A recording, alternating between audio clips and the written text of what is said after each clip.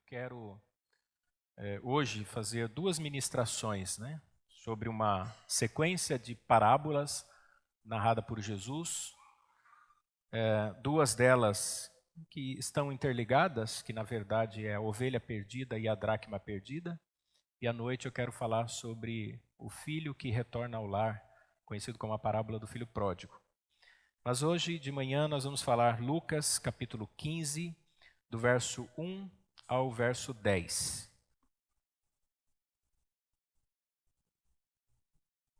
Evangelho de Lucas, capítulo de número 15, verso 1 ao 10. Diz assim: E chegavam-se a ele todos os publicanos e pecadores para o ouvir. E os fariseus e os escribas murmuravam, dizendo: Este recebe pecadores e come com eles. E ele lhes propôs esta parábola, dizendo: Que homem dentre vós, tendo 100 ovelhas e perdendo uma delas, não deixa no deserto as 99 e não vai após a perdida até que a venha achá-la? E achando-a, põe sobre os seus ombros, cheio de júbilo, e chegando à sua casa, convoca os amigos e vizinhos, dizendo-lhes: Alegrai-vos comigo, porque já achei a minha ovelha perdida. Digo-vos que assim haverá alegria no céu por um pecador que se arrepende, mais do que por 99 justos que não necessitam de arrependimento. Ou qual a mulher que, tendo 10 dracmas, se perder uma dracma, não acende a candeia e varre a casa e busca com diligência até achar? E achando-a, convoca as amigas e vizinhas, dizendo: Alegrai-vos comigo, porque já achei a dracma perdida. Assim vos digo que há alegria diante dos anjos de Deus por um pecador que se arrepende. Amém. Essa sequência de parábolas narrada por Jesus, sem sombra de dúvidas, é a melhor explicação ou demonstração do amor gracioso de Deus em resgatar pecadores. Uma das mais belas narrativas do Evangelho estão contidas exatamente nessas 3 passagens, que tratam de temas diferentes, mas que estão conectados. Vejam que em ambos nós temos, por exemplo, a perda, como no caso a ovelha. Nós temos o encontro, como a narrada parábola da dracma. E nós temos a alegria, que é demonstrada na vida do pai que recebe o filho que retorna ao lar. Então, nessa sequência de parábolas, nós encontramos perda, encontro e alegria. Uma demonstração muito clara do amor de Deus em resgatar pecadores. Mas é necessário, meus irmãos, nós analisarmos esse contexto de uma maneira muito mais ampla para que a gente entenda o que é que está acontecendo aqui. Por que Jesus cita essas parábolas? Vejam que o texto mostra que Jesus estava no auge do seu ministério. Jesus estava pregando o reino dos céus. Jesus estava ensinando como as pessoas deveriam viver agora a partir da perspectiva do reino. Jesus estava operando milagres, mas nem todas as pessoas estavam felizes com o sucesso do ministério de Jesus. E aqui no texto o que fica claro é que aquela sociedade estava dividida. De um lado, o elitismo de homens religiosos como os fariseus e os escribas. Fariseus eram os líderes da época, eram as referências de espiritualidade, os homens que gostavam de ser admirados, de serem respeitados. Os escribas, por sua vez, eram os intérpretes da lei, eram os juristas, eram aqueles que interpretavam a lei de Deus e que a aplicavam à sociedade. Eram homens respeitáveis, queridos. Por outro lado, existia o que eles consideravam que a escória da sociedade. Primeiro, os traidores da pátria, chamados de publicanos. Judeus que trabalhavam na coletoria de impostos para o Império Romano.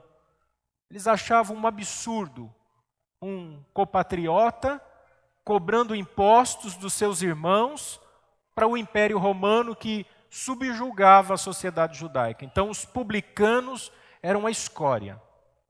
E outros que eles nem sequer denominavam, chamavam apenas de pecadores.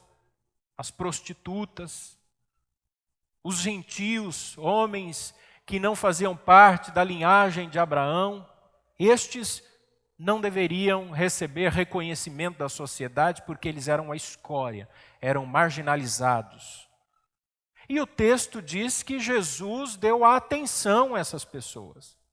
O texto diz que os fariseus e escribas ficaram chateados. Não admitiram que um judeu como Jesus desse atenção a publicanos e pecadores. Diz o texto que eles reclamavam, murmuravam, questionavam Jesus, dizendo: este recebe pecadores e come com eles. E tem conversa com eles, e dá atenção a eles, e ouve as suas queixas e lhes ensina a respeito do reino dos céus. Este é o ponto de maior impasse aqui no ministério de Jesus. E essa atitude dos líderes, que não aceitavam que Jesus pregasse o reino dos céus aos considerados escórias da sociedade, impulsionou Jesus a citar-lhes estas parábolas, das quais nós vamos analisar. Vejam, começa dizendo que o interesse dos pecadores é de conhecer os ensinos de Jesus, porque o verso 1 diz que eles se achegavam a Jesus, pecadores e publicanos, para ouvir os seus ensinamentos. Eles tiveram interesse na pregação de Jesus. Estas pessoas, a quem Jesus agora demonstra o seu amor misericordioso, a quem Jesus demonstra compaixão. E na quinta-feira eu falei aqui sobre o exercício da misericórdia.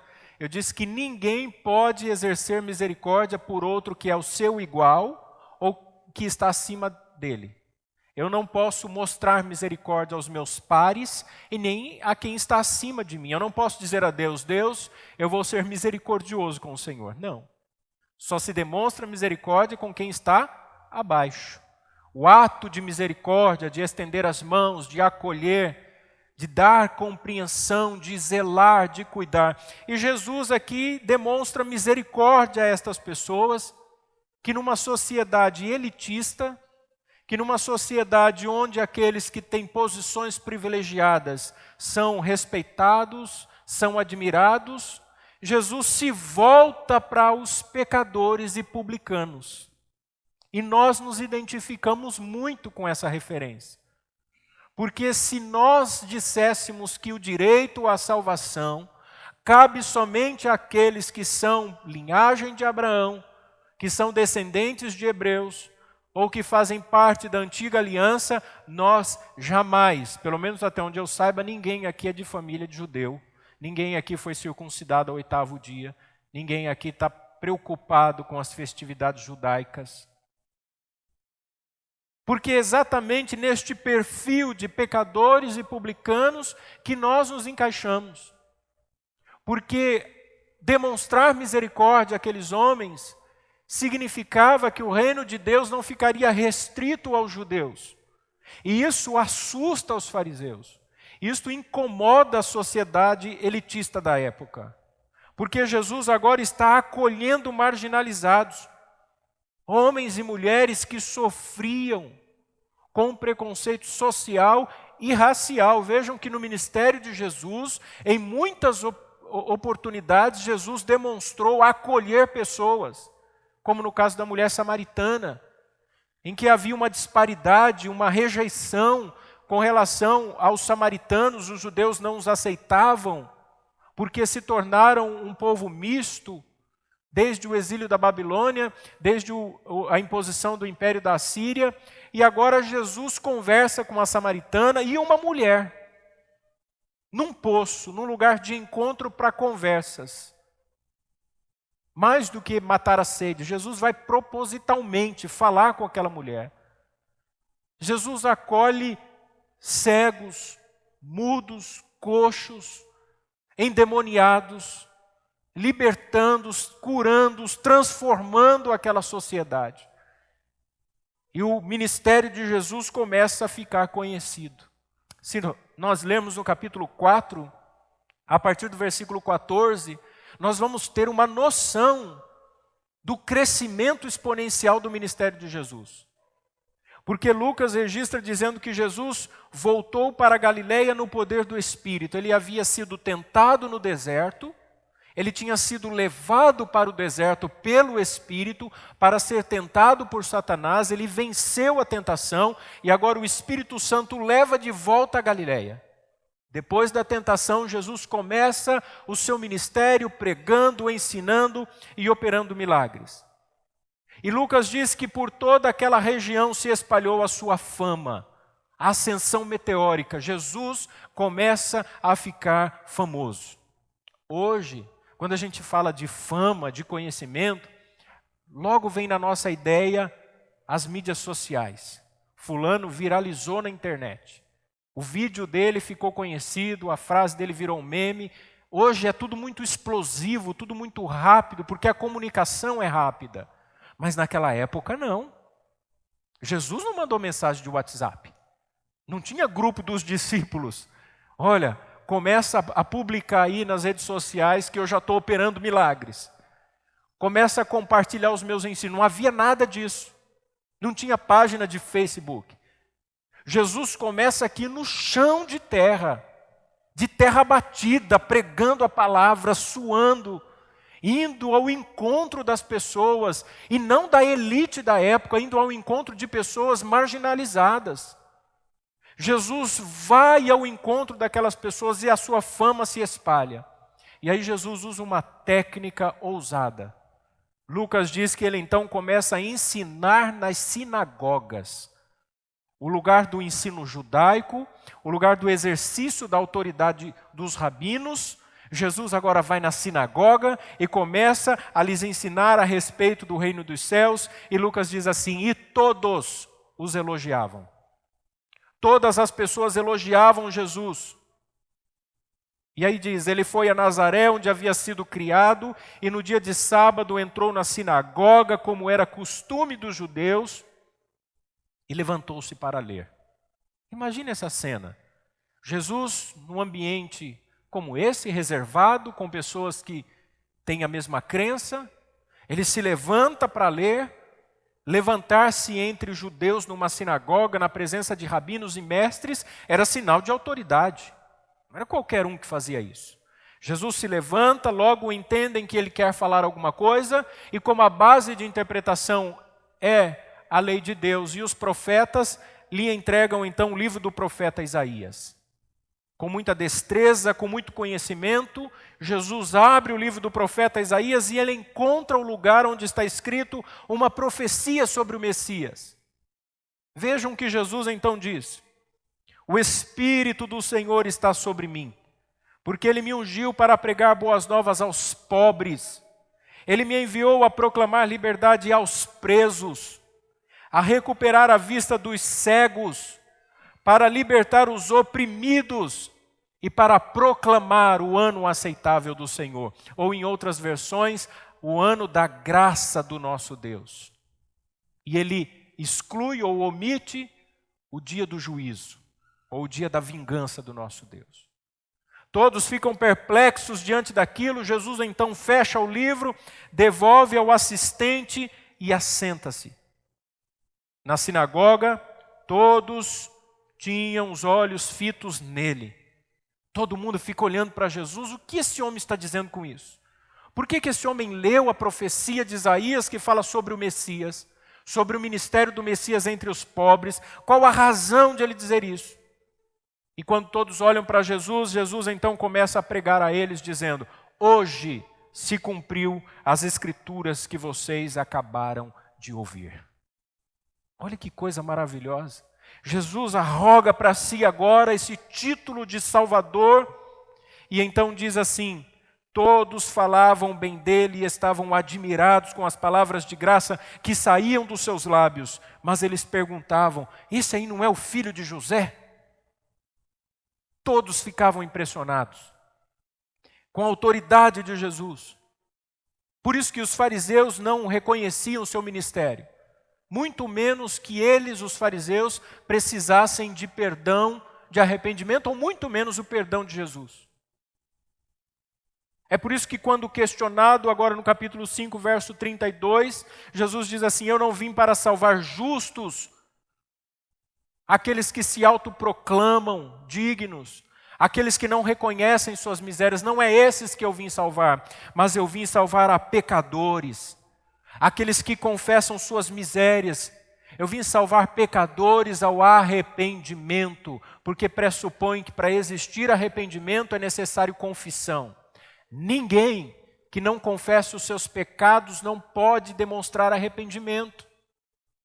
E os pobres, as pessoas marginalizadas, é estes que vêm ao encontro de Jesus, como Lucas 15, e chegavam-se a ele todos os publicanos e pecadores para o ouvir. E os fariseus não. E os escribas não. Mas os publicanos e os pecadores, estes iam ao encontro de Jesus. E a revelação de Deus é progressiva aqui. Muitos dos judeus daquela época não entenderam de imediato que Jesus era definitivamente o Salvador.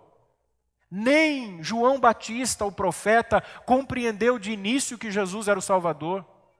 A prova disso é que quando ele foi preso por Herodes, ele pediu para os seus discípulos, João Batista, para irem até Jesus e perguntarem se ele era de fato o Messias aguardado ou se eles deveriam esperar um outro.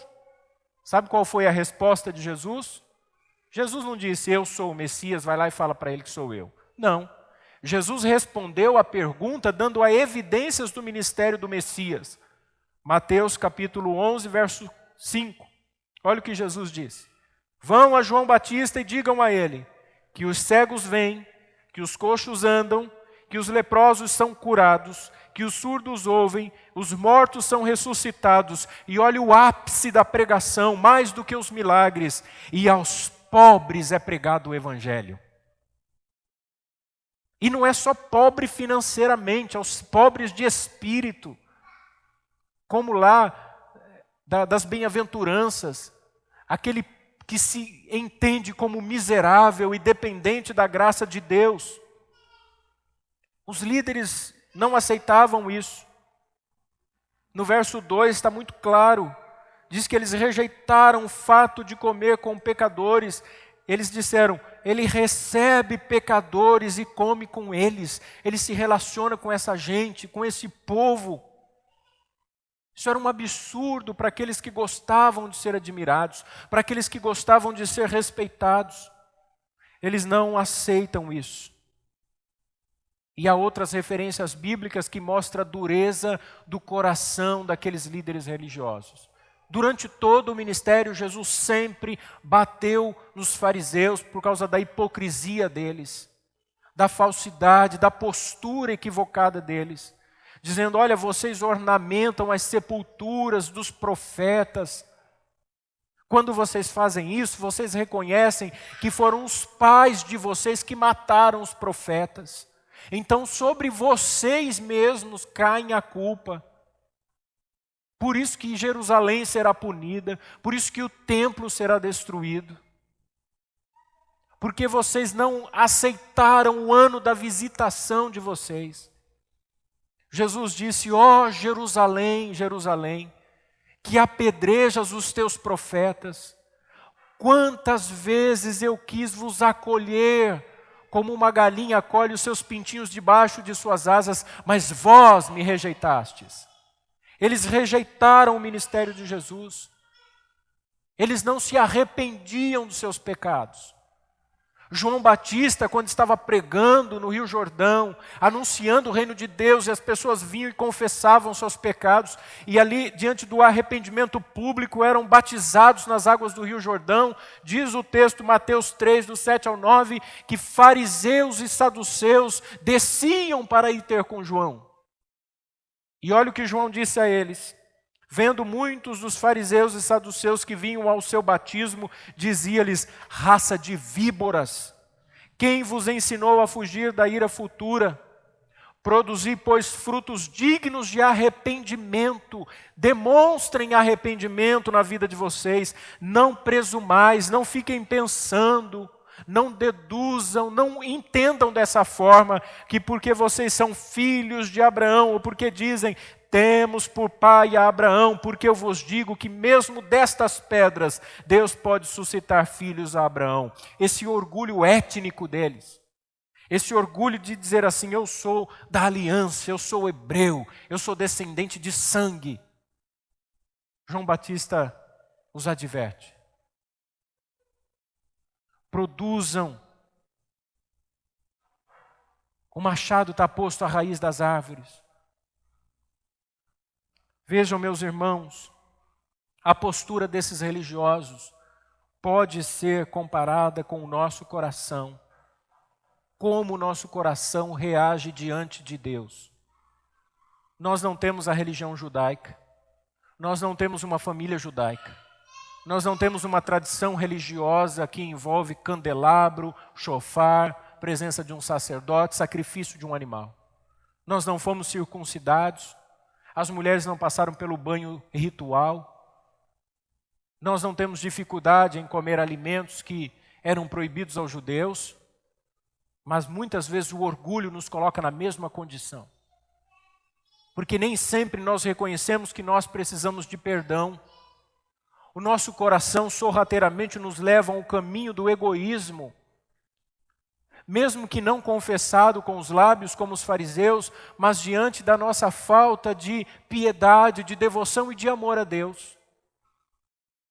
Como alguém num relacionamento diz que ama o seu cônjuge, mas negligencia a conversa, a companhia e a presença durante toda a sua vida. Qual casamento é fiel porque alguém fez juras de amor diante de um altar e passou toda a sua vida ignorando a presença do cônjuge? Muitas vezes nós fazemos de maneira semelhante. Fizemos juras de devoção e amor a Deus no dia em que descemos as águas do batismo, mas vivemos uma vida distante, sem sentido e negligenciando a presença do nosso cônjuge aqui, o nosso noivo, porque a igreja é a noiva de Cristo. Nós não oramos, nós não nos dedicamos em amor ao nosso cônjuge, nós não lhe devotamos os nossos sentimentos e afeições, nós não damos a atenção ao que ele diz, nós nos sentimos egoístas, independentes. Essa era a postura dos fariseus. Não dependiam de perdão. Não havia necessidade de arrependimento. Por quê? Ou para quê? Se aqueles homens já eram tão respeitados e bem vistos e bem-quistos na sociedade. Qual foi o sentimento que eles tiveram?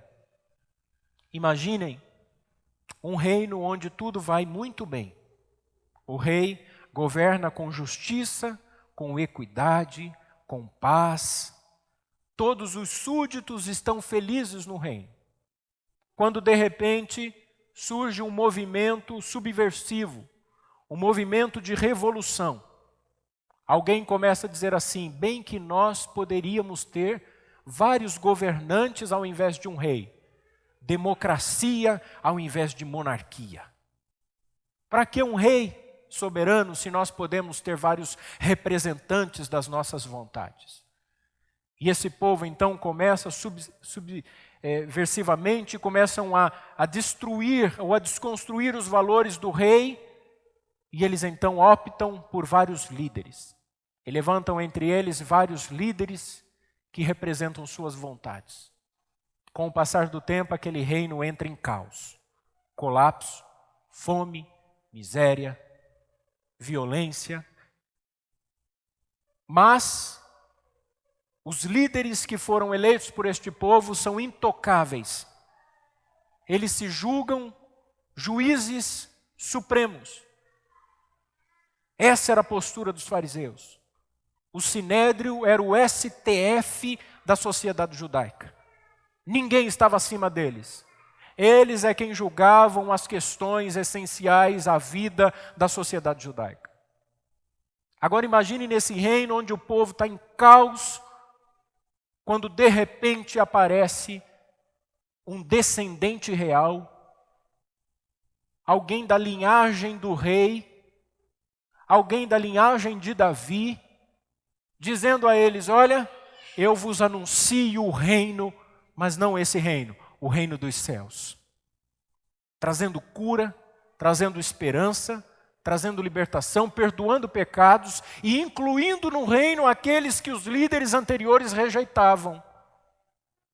Por isso que ele disse: qual de vós, que tendo uma ovelha perdida, desgarrada, não deixa as 99 no aprisco e vai à procura da perdida? Porque a ideia de pastorear ovelhas era tradicional na cultura judaica.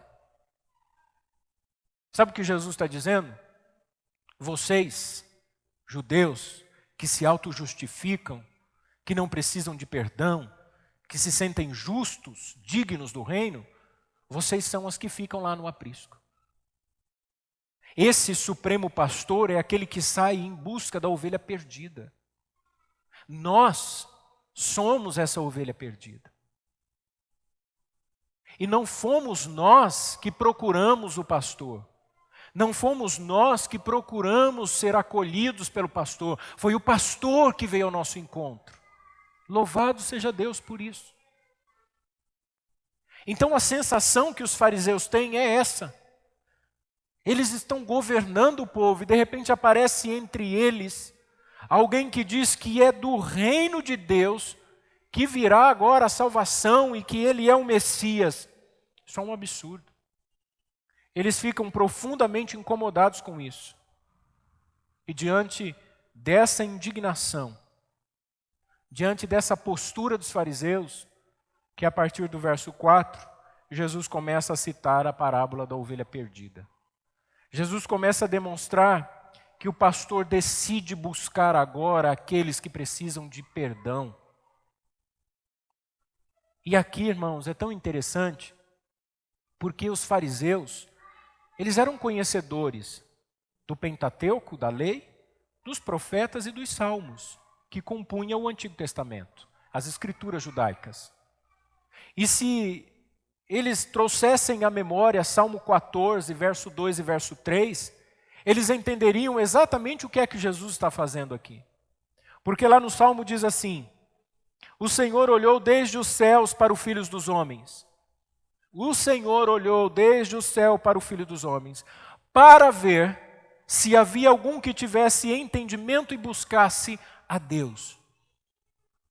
Deus procurou alguém para ver se havia um coração contrito, um coração arrependido, um coração que se voltasse para Ele. E qual foi a resposta do salmista? Desviaram-se todos e juntamente se fizeram imundos. Não há quem faça o bem, não há sequer um. Todos estão aqui debaixo da mesma culpa. É por isso que o elemento principal dessa parábola não está no fato da ovelha se desgarrar-se, mas está no fato do pastor se alegrar por resgatar a ovelha. Deus já sabia que nós éramos ovelhas desgarradas. Ele já nos conhecia. Nós nos desgarramos do bondoso pastor quando Adão pecou no Éden. Nós já nascemos debaixo de culpa, debaixo de condenação. Romanos 3:23. Todos pecaram e foram destituídos da glória de Deus. Mas essa parábola repousa no amor do pastor que nos buscou, que foi ao nosso encontro, você e eu, que estávamos neste mundo de imundícia, andando como ovelhas sem rumo, perdido, desnorteado, atrás de tantas coisas fúteis, vãs, como milhões e milhões de pessoas que existem nesse momento. Que mesmo diante da realidade da humanidade em crise, diante de uma pandemia que expõe a finitude, a fragilidade da vida humana, continuam com seus corações endurecidos e não se voltam para Deus. Mas o Senhor foi tão bondoso, meus irmãos, por isso que ele cita um outro exemplo, a parábola da dracma perdida. Vejam, por causa da escuridão da casa, as casas barrocas que eram feitas naquela época, talvez o excesso de poeira, aquela mulher então acende uma candeia, traz luz ao ambiente e diligentemente procura pela dracma perdida. Assim nós estávamos no mundo de trevas e o Senhor Deus acendeu a luz do Evangelho, acendeu a luz de Cristo.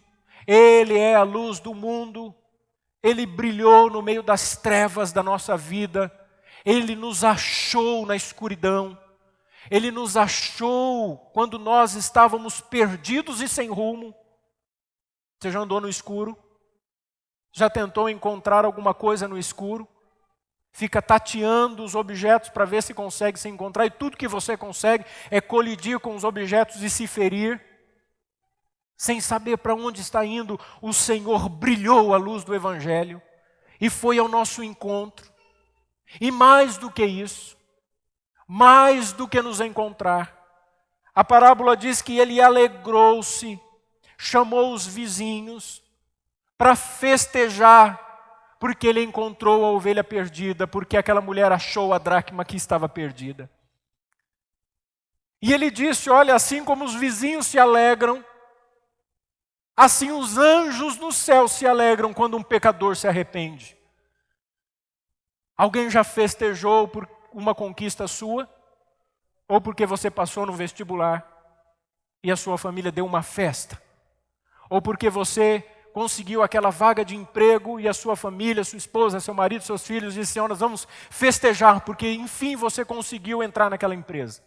Ou porque você conseguiu uma vaga num concurso público e alguém diz assim: olha, agora por causa da sua estabilidade a gente vai festejar porque agora você tem estabilidade financeira. Essa celebração não se compara com a celebração dos anjos no dia em que você se arrependeu dos seus pecados e os confessou diante do Senhor.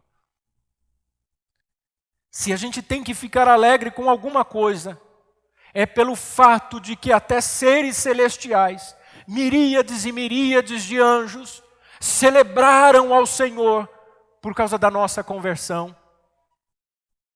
E isso aqui não é pelo fato de que nós temos valores em nós, mas porque o Senhor atribuiu valor em nós, e os valores que são atribuídos a nós são os méritos de Jesus Cristo. A sua salvação é o cumprimento cabal do plano eterno de Deus ao enviar Jesus para morrer na cruz do Calvário. Glória a Deus por isso. Glória a Deus. Então, Jesus está dizendo: há alegria nos céus por causa de um pecador que se arrepende. E nós podemos encontrar aqui duas referências, uma no Antigo e uma no Novo Testamento, sobre essa alegria de Deus o Pai. Ezequiel 18, 23. Acaso tenho eu prazer na morte do perverso? Diz o Senhor Deus. Não desejo eu antes que ele se converta dos seus caminhos e viva? Vejam, Deus não tem prazer na morte do ímpio, mas Ele tem prazer na conversão do justo, daquele que entendeu o Evangelho. Em Romanos 10, 21, Paulo diz que Deus está de mãos estendidas àqueles que se rebelaram contra Ele. Essa parábola nos ensina do amor eletivo de Deus, mas que ninguém se engane. Não é pelo fato de Deus nos eleger em Cristo que não nos cabe responsabilidades. Negligência, omissão e indiferença ao amor de Deus não são provas de eleição, são provas de rejeição. Porque o verdadeiro eleito se arrepende, confessa e abandona os seus pecados. Portanto, meus irmãos, os fariseus, ao invés de desejarem o arrependimento dos pecadores, eles não fazem isso, eles reclamam, resmungam, murmuram, não refletindo então o caráter de Deus. Assim como Deus nos amou e nos salvou, nós também temos que desejar a salvação de pecadores. Nós também temos que orar para que homens e mulheres se rendam aos pés de Jesus. Nós não temos que rir ou sentir prazer na desgraça dos ímpios, nem desejar punição. Não nos cabe, porque o nosso senso de justiça não é de Deus. Deus é quem julgará os homens. Nosso coração é sempre inclinado ao mal. Nós temos que orar por perdão, por arrependimento e por conversões. Que Deus sempre traga isso à nossa mente. E eu concluo dizendo que não há nenhuma razão para nós nos vangloriarmos, para nós nos considerarmos justos por causa da nossa religião, por causa do nosso conhecimento, por causa da nossa teologia, ou por causa do sacramento, ou por causa da igreja, ou por causa do número de membros.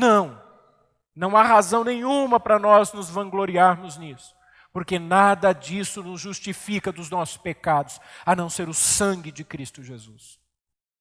Se nós temos que nos gloriar em alguma coisa, que seja na cruz de Cristo, que seja nas suas dores. Se nós temos que contar alguma vantagem, que essa vantagem seja o amor incondicional de Deus, o amor inexplicável, o amor oculto, o amor insondável, o amor imerecido, o amor que eu não sou digno de receber. Que ninguém bata no peito dizendo assim, eu é que sou crente de verdade, eu é que sou bom de verdade. Não. Que a gente ore pelas pessoas e diga, Deus, tenha misericórdia dessas pessoas. Como o Senhor teve misericórdia de mim.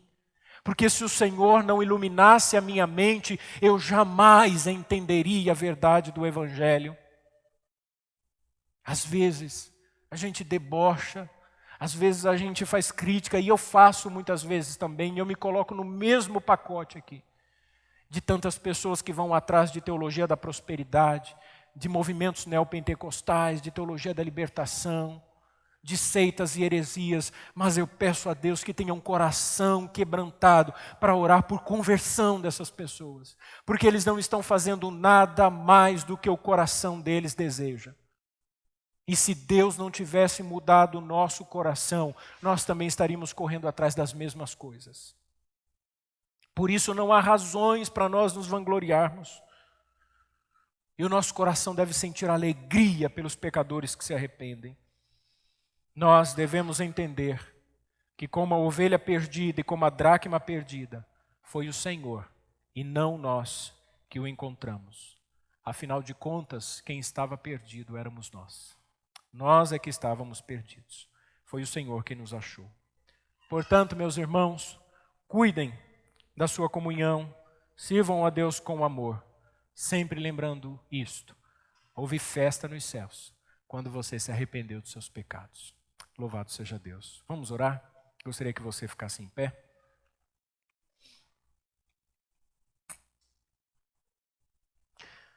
Soberano Deus e eterno Pai, nós te louvamos pela tua palavra, porque o Senhor trouxe luz ao nosso entendimento, para reconhecermos que nós estávamos perdidos, que nós andávamos como ovelhas desgarradas, sem rumo, sem destino certo, mas o Senhor, como bom pastor, o Senhor foi ao nosso encontro, nos carregou em seus ombros e festejou por ter nos encontrado.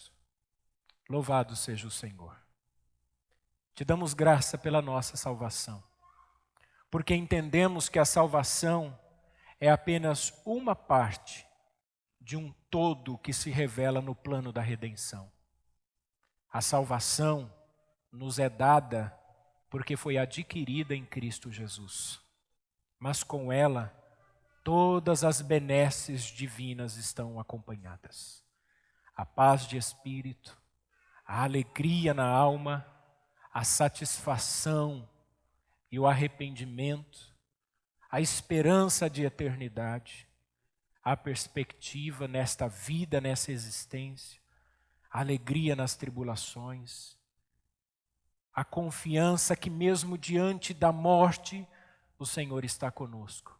Pois o Senhor disse, eis que estou convosco todos os dias, até a consumação dos séculos. Que a alegria da sua companhia preencha o vazio do nosso coração. Que a alegria da sua companhia supere a tristeza das frustrações. Que a alegria da sua companhia seja o nosso horizonte. seja a tábua da nossa salvação. Quando nós nos sentirmos angustiados, tristes, assustados, com medo diante das notícias, que sintamos a alegria de ter o Senhor conosco, ao nosso lado, cuidando de nós, nos carregando nos ombros. Nós oramos em nome de Jesus. Amém. Que o amor de Deus, o nosso eterno Pai, a graça que há em Jesus Cristo, nosso Salvador, e as doces consolações do eterno Espírito de Deus, esteja em sua vida e em toda a sua família, hoje e sempre. Amém. Deus abençoe a todos e uma ótima semana na presença de Deus.